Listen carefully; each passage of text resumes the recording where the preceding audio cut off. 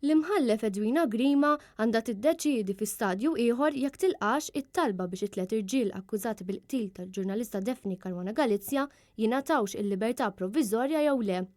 Dan wara li qis semet is-sottomissjoni min-naħa tad-difiża u min-naħa tal-Avukat Ġenerali.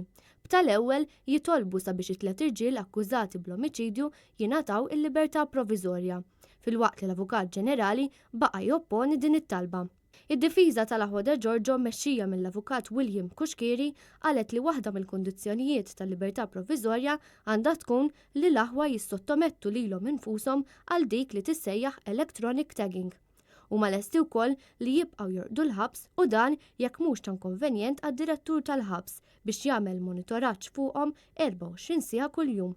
It-talba għal ħelsien mill-arrest saret diversi drabi fil-konfront tal-Aħwa Alfred u George De Giorgio u Vince Muscat li qegħdin jiġu mixlija bl-assassinju.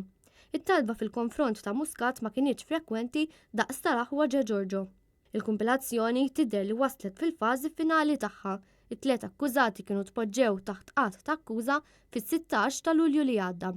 Caruana Galizia kienet inqatlet permezz ta' karozza bomba barra minn dara fis-16 ta' Ottubru tal-2017.